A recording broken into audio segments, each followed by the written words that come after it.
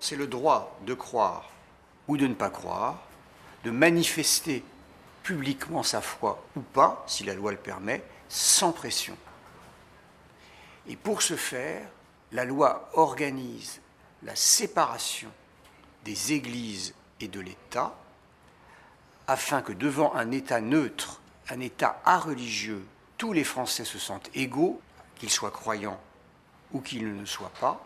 Et cette séparation veut dire aussi, en 1905, la rupture avec l'inspiration de la France depuis ses origines, c'est-à-dire le catholicisme.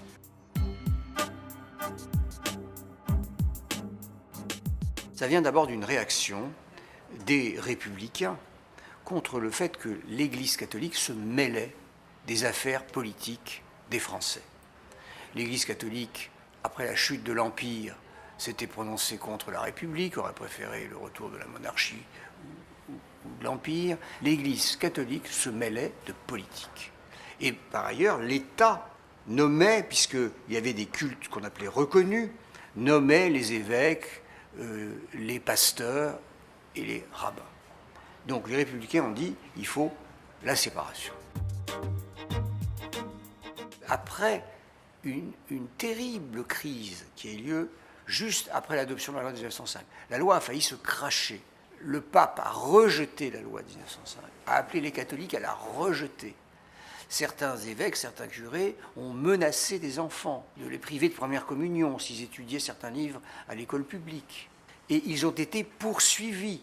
Et ils ont été condamnés, des centaines de poursuites, des dizaines de condamnations. Eh bien, après cet épisode, où la loi de 1905 a triomphé, grâce à Clémenceau et Briand, qui ont mis en œuvre cette stratégie de ne pas emmerder la masse des catholiques, mais de s'attaquer aux faiseurs de troubles, on a oublié ce qu'on appelait dans la loi la police des cultes, c'est-à-dire ces moyens d'intervention quand il y a des pressions inacceptables. Eh bien, il serait temps que les parlementaires d'aujourd'hui retrouvent l'esprit de cette police des cultes qui permet d'aller à l'essentiel, c'est-à-dire de ne pas emmerder les croyants, même si le signe qu'ils portent ne nous plaît pas, peut se combattre par les idées. On peut interpeller une femme qui porte le voile en lui disant « Tu sais que ça, c'est quelque chose qui a été développé par Khomeini ou l'Arabie Saoudite ou les frères musulmans et que ça n'est pas un signe qui est prévu par le Coran. » Ça peut se dire dans un débat. Mais cette femme a le droit de porter, selon notre loi, son voile et il vaut mieux s'intéresser, je crois que les Français le sentent, à ceux qui violent la loi, à ceux qui appellent à la sédition, à ceux qui appellent à la violence ou aux pressions, et ça, la loi le permet, et elle n'a pas été utilisée beaucoup jusqu'à présent. Je suis extrêmement optimiste pour la laïcité. Pourquoi ? Parce qu'il est très difficile de trouver un régime qui soit aussi moderne.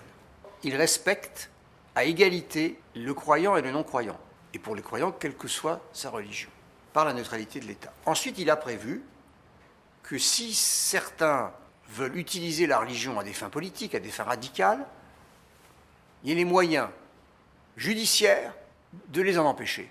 Donc voilà, c'est écrit, c'était déjà là. Donc cette loi de 1905, elle correspond exactement à ce à quoi on a à faire face.